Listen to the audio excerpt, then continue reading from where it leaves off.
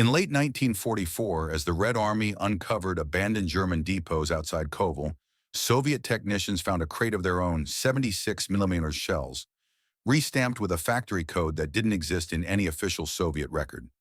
One shell carried a handwritten order: use only against tigers. That discovery forced intelligence officers to revisit a chilling report from earlier that winter, when a Soviet anti-tank battery on the Ukrainian front destroyed a Tiger rewrote with a weapon they believed couldn't even scratch it. The crew had fired a round that looked completely ordinary, except for an unfamiliar stamp rushed from a distant arsenal. Moments later, that Tiger, once considered untouchable, erupted from the inside out. And when analysts compared fragments, it became clear. Someone had quietly rewritten the rules of armored warfare with a fuse so small no one noticed, until the Tigers began dying. But today, something is different. As the loader reaches into the crate beside him, his hands close around a shell that feels familiar in weight, yet subtly changed. The brass base carries a new factory stamp from an arsenal far from the front.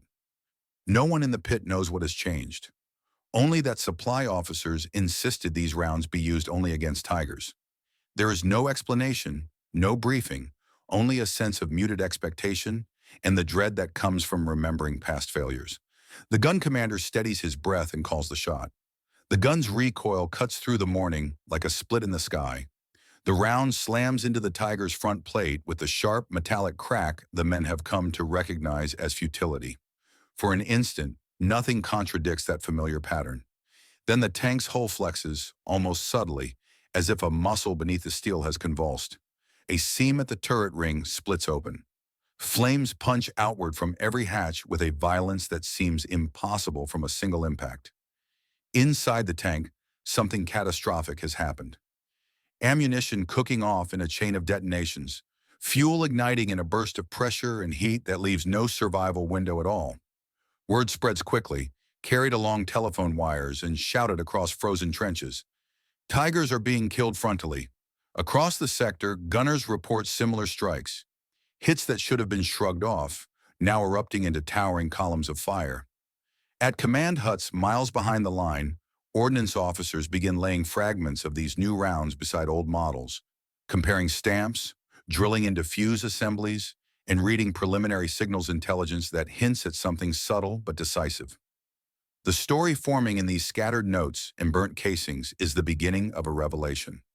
The Tiger's armor was not defeated by bigger guns, but by a tiny, almost invisible change buried deep inside a shell.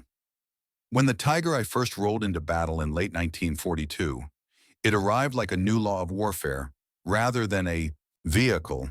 Its thick frontal armor, 100 mm on the glasses, 120 mm on the mantelet, made it immune to most existing Allied tank guns. Its 88 mm KBK-36 cannon, adapted from the famous anti-aircraft gun, could pick off enemy armor at distances where return fire was meaningless. In Tunisia, at Leningrad, at Kursk, crews watched shells ricochet from its hull in flat, humiliating arcs that told them they were badly outmatched. Field reports across 3 fronts began using the same phrase: frontally invulnerable. Sherman crews learned to aim for vision slits and sprockets. British 6-pounder teams waited for side shots that might never come. Soviet gunners spoken of attacking positions anchored by Tigers, as though describing fixed fortifications rather than mobile tanks. But beneath this aura of invincibility was an overlooked truth. Many of the rounds slamming into the Tiger were failing, not because the gun was weak, but because the ammunition's fuses were never designed for armor of this thickness. Most Allied armor-piercing rounds still relied on nose-mounted direct-action fuses, developed in the interwar years for tanks with much thinner plates. When a round struck the Tiger at high speed, the fuse often triggered prematurely, detonating the explosive filler while the shell was still burrowing into hardened steel. The blast was wasted outside the fighting compartment, and the Tiger rolled on, shaken but unbroken.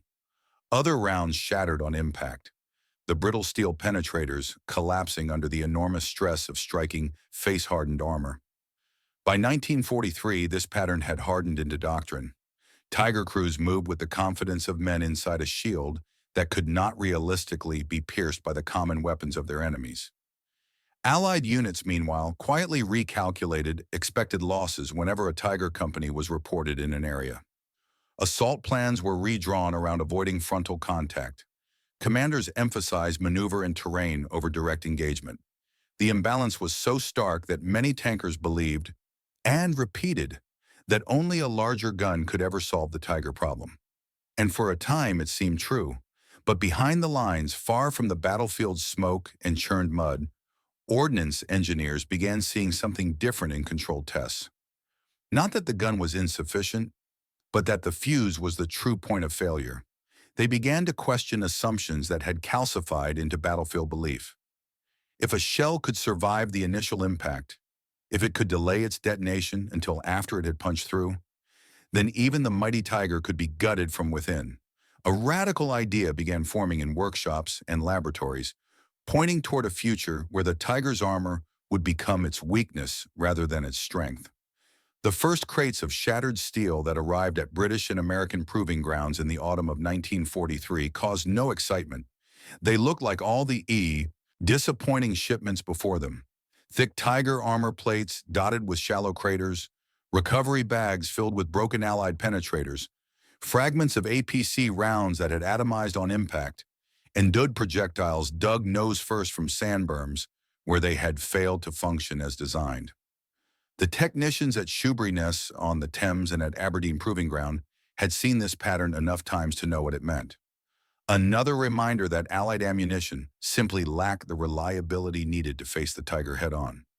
Yet among the familiar evidence of failure were a few pieces that didn't fit the established pattern. On two plates, small but clean entry wounds appeared where no penetration had been expected. The metal around the holes was curled inward, not outward, indicating the blast had happened inside the armor rather than outside it. And the fragments of those rounds, recovered in brittle, twisted shapes, did not match the behavior of existing nose-fused ammunition. Engineers gathered around long wooden tables, placing these anomalies beside known failures, turning each piece in their hands, weighing them, sketching observations. They were not soldiers, but in their world, timing was as lethal as firepower. They knew that an armor-piercing shell traveling at over 800 meters per second experiences such violent deceleration that a nose fuse on the outer surface will almost always trigger too early. The explosive filler would detonate while the penetrator was still partially embedded in the armor, achieving little more than a scorch mark. What these anomalous fragments suggested was something counterintuitive: delayed detonation, occurring after the shell had passed through the plate.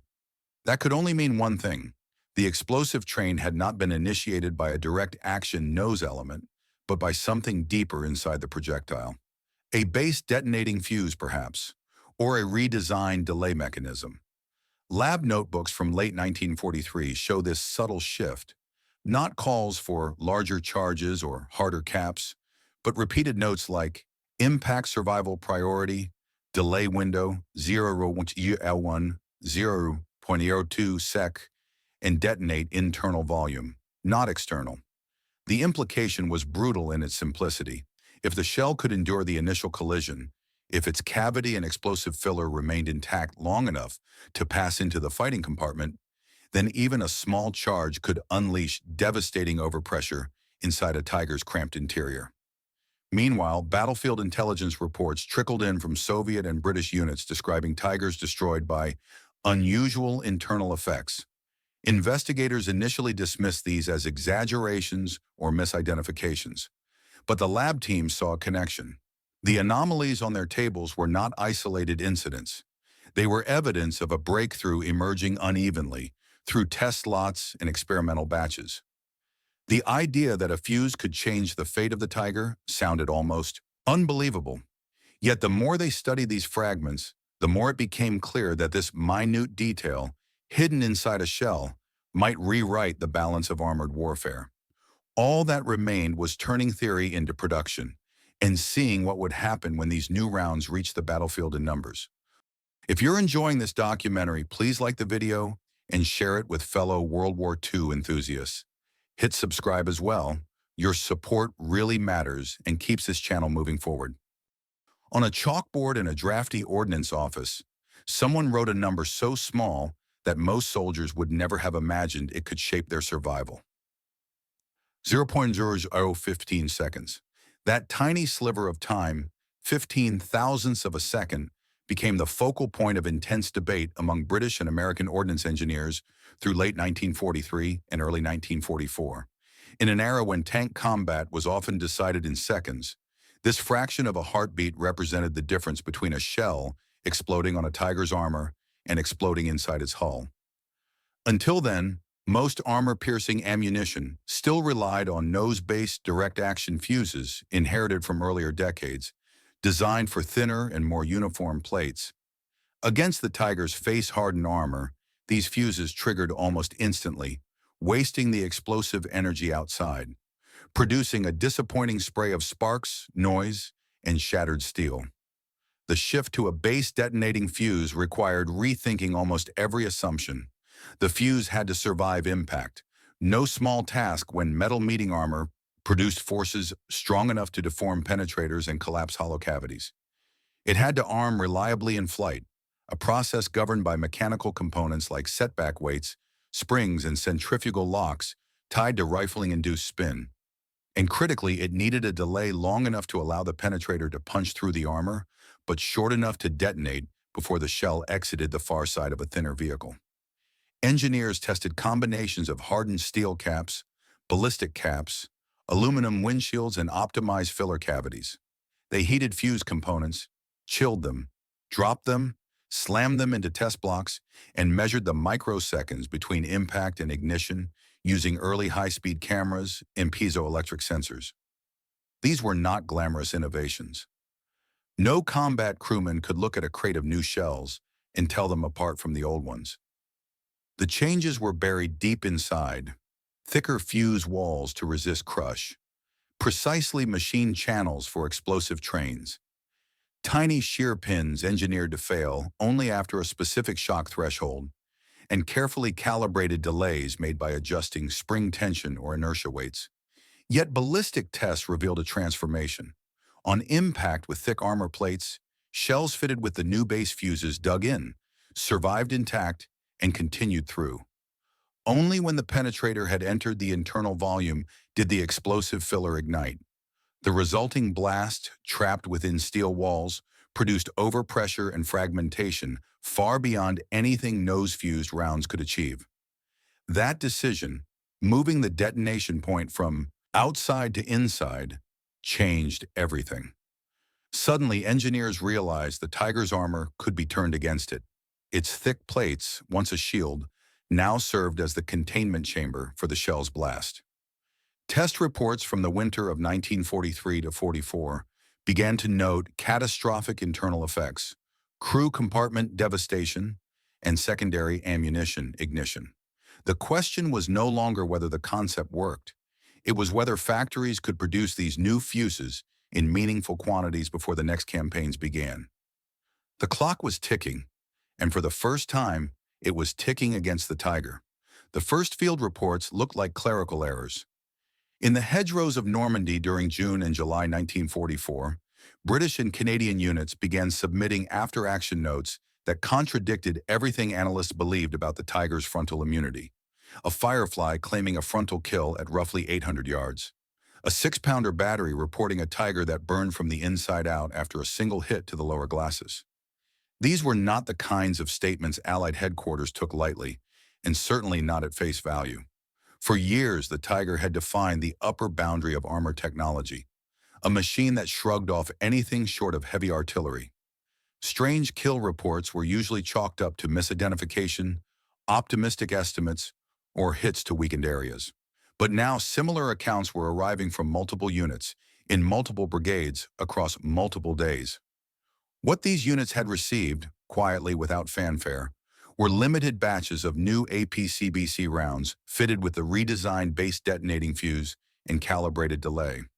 The guns were the same, the tanks were the same, but the ammunition inside their ready racks was not. In the Bocage country east of Caen, where narrow lanes and high earthen banks dictated every engagement, a single Firefly positioned at the mouth of a sunken road demonstrated what the new fuses could do. A Tiger pushed slowly forward, its crew confident that the frontal arc was impervious to anything short of a massive, close-range threat. Supporting Shermans fired first, their older ammunition ricocheting off in bright spark showers that barely registered as dangers. Then the Firefly gunner fired. The AP shell struck the mantlet cleanly. For a brief, suspended moment, nothing contradicted the familiar script. But then smoke jetted from the cupola and driver's visor, thin at first, then black and violent. Flames roared from the engine deck grills, rising as ammunition inside the turret racks ignited. The Tiger, which moments earlier had seemed immovable, fell still and began to glow from within. When investigators examined the wreck afterward, they found evidence of overpressure and internal detonation. Ammunition bins bent outward, interior paint burned off in sheets, and no trace of external explosive damage. It was the signature of a delayed internal blast. Similar scenes began appearing across the British and Canadian sectors. Tiger crews who had grown accustomed to shrugging off hits now found themselves confronted by strikes that killed without warning. It wasn't only the penetration that frightened them. It was the way the fire seemed to erupt instantly, giving no time to escape. Word spread informally among German tankers. Avoid the Fireflies, avoid the six-pounders. Avoid the lanes where British guns seemed suddenly and inexplicably lethal. But no one understood yet what had changed, or how something as small and invisible as a fuse could undo years of armor doctrine. In the hedgerows of Normandy, it was becoming clear that the Tiger's era of near invincibility was ending. From the outside, a Tiger destroyed by the new delayed action rounds appeared almost unreal. Hatches blown open, turrets shifted off alignment, smoke venting from seams not meant to breathe. But the interior told the real story, a story written in shattered fixtures, charred ammunition racks, and steel surfaces scarred by thousands of tiny, violent ricochets. When a properly fused APCBC round struck a Tiger, it entered as a solid penetrator, its hardened cap and ballistic shell designed to survive the initial collision. If the base fuse functioned correctly, the explosive filler ignited only after the round had crossed the threshold of the internal fighting compartment. The blast was contained by the very armor that had once protected the crew. The Tiger's internal layout magnified this effect. Its fighting space was tall but narrow, a compromise of design priorities that centered on mounting a large gun and thick armor within a limited frame. Ammunition lined the side sponsons. Additional rounds were packed into floor bins. Fuel lines traced vulnerable paths along the hull. German engineers had prioritized firepower and frontal protection over internal blast mitigation, relying on the assumption that enemy rounds would not penetrate deeply enough to detonate inside. Against older nose-fused shells, that assumption had often been correct. Against delayed action rounds, it became fatal. The moment of detonation was catastrophic. Fragments of the shell body, each moving at supersonic velocity, burst outward in every direction, ricocheting off bulkheads and turret walls. Armor spall, shards of steel sheared from the interior surfaces, joined the storm of metal, multiplying the lethality. These high-velocity fragments punctured ammunition cases, ignited propellant charges, sliced through fuel lines, and shattered control linkages. Even a small internal explosion created pressures that humans could not survive. Investigators examining recovered Tigers reported temperatures high enough to soften aluminum components and melt insulation. The destruction was so complete that some crews never managed even to release their seatbelts. Survivors from other tanks described the experience not in words but in gestures, hands miming sudden pressure, arms thrown upward, eyes momentarily unfocused. They spoke of a flash that was less a light than a force. One instant, the compartment was cramped and tense. The next, it was filled with heat and pressure so intense that consciousness failed. Rescue crews reported opening hatches to find the interior, scorched black and ammunition igniting in secondary bursts. In many cases, burns from internal fires extended across every surface, evidence of a blast that had nowhere to go but inward. The Tiger, built to be unbreakable, had become a furnace when struck by the right round. Its armor, once its greatest strength, now served as the perfect containment vessel for destruction. And though German commanders did not yet understand the cause, they saw the growing pattern. Tigers knocked out not by new guns, but by the same weapons they had long dismissed. Something in the shells had changed, and whatever it was turning the monster against itself. Whispers spread through armored regiments long before official reports ever reached headquarters. By late summer 1944, German Tiger crews on both the Western and Eastern fronts were describing hits that should have been harmless: glancing blows, shallow penetrations, distant shots. Yet those same hits were now erupting into violent interior fires. At first, commanders dismissed these stories as exaggerations born of stress or inexperience. In earlier years, the Tiger's armor had earned its myth honestly. Crews had survived engagements that destroyed entire platoons of lighter tanks.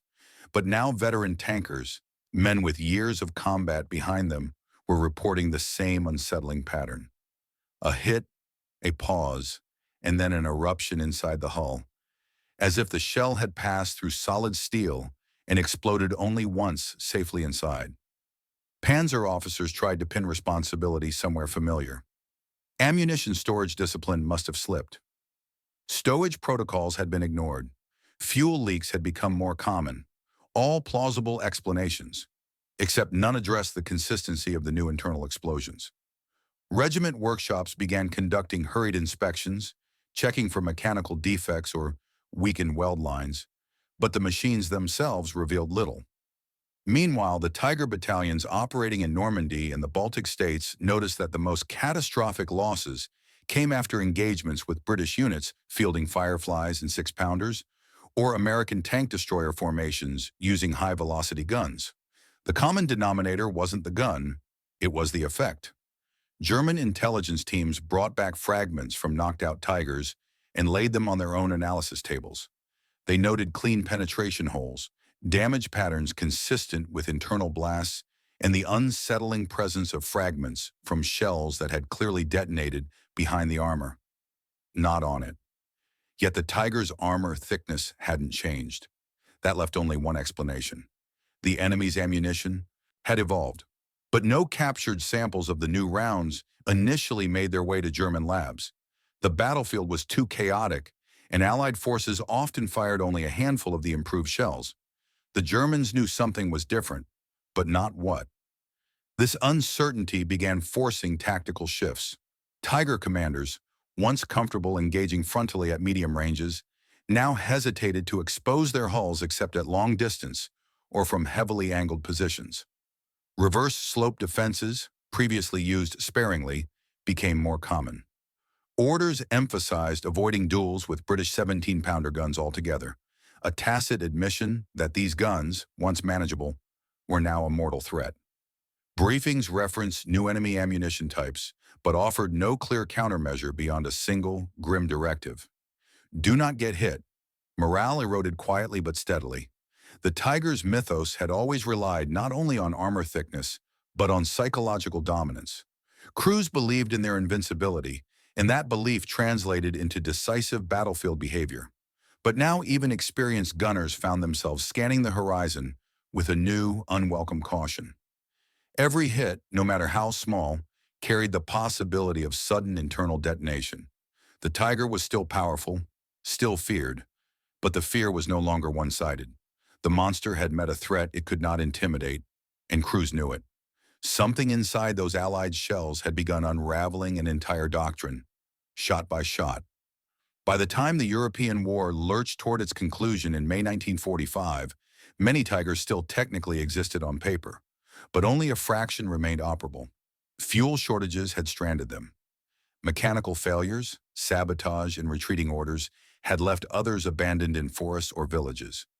Yet in the graveyards of armor left behind in Normandy, the Ardennes, Hungary, and East Prussia, Allied technical teams found the same unmistakable signatures over and over: clean entry holes, violent internal blast markings, ammunition racks curled outward like peeled metal, and the soot patterns of rapid internal combustion. Engineers studying the wrecks recognized immediately that these were not the results of simple penetrations, but of delayed action fuses functioning exactly as designed. Post-war boards compiled the data. The reports were not sensational. They were clinical, methodical, and quietly revolutionary. They showed that a fraction of a second, the calibrated delay inside a base detonating fuse, could nullify armor that had once defined the peak of battlefield survivability. These studies formed the foundation for a new generation of ammunition concepts. The principle was straightforward. Let the penetrator do its work, then unleash explosive energy only once inside the crew compartment. The Tiger's downfall did not come from larger guns or thicker shells, but from physics applied with precision. In the decades that followed, this idea did not fade. It multiplied. Cold War tank doctrine shifted toward high-velocity, fin-stabilized, discarding sabot rounds, fired from long-barreled guns with muzzle velocities unimaginable in 1944. Tungsten and depleted uranium penetrators replaced traditional steel, shedding their sabots in flight to pierce armor at extreme speeds. But the core philosophy remained the same as that first explored by wartime ordnance engineers: survive impact, penetrate, and devastate from within. The Tiger's armor, designed to stop brute force, could not stop timing. Today, restored Tigers stand in quiet exhibition halls and open-air museums, their paint immaculate, their engines occasionally run for demonstrations. Visitors walk around these massive machines with reverence, imagining them as unstoppable giants on the battlefield. Few notice the subtle placards referencing armor composition, shell types, or the obscure evolution of fuses that once changed their fate. Fewer still understand that the very armor meant to protect the crew became a trap once the right ammunition existed. What they see is a monument. What the wartime wrecks revealed was a cage. The men who designed the delayed action fuses never stood in a tank turret or traversed a gun under fire. They worked in laboratories, testing grounds, and cramped workshops filled with chalkboards and metal shavings. Their contribution to the war was measured not in miles advanced or territory seized, but in milliseconds calibrated and mechanical thresholds refined. Yet those tiny fractions of time rewrote the limits of armored warfare. They exposed, without drama or fanfare, the truth that even the most formidable armor could be turned against itself. And so the Tiger story, one of power, terror, and engineering ambition, ends not with a duel of giants, but with a sliver of time hidden inside a fuse, a moment so brief it could barely be measured, yet long enough to turn steel into a tomb. If you've made it this far, you're one of us, searching for the truth behind the headlines and the courage behind the silence. Subscribe to the channel, and let's keep exploring the hidden wars, secret operations, and untold fates that shape the world we live in.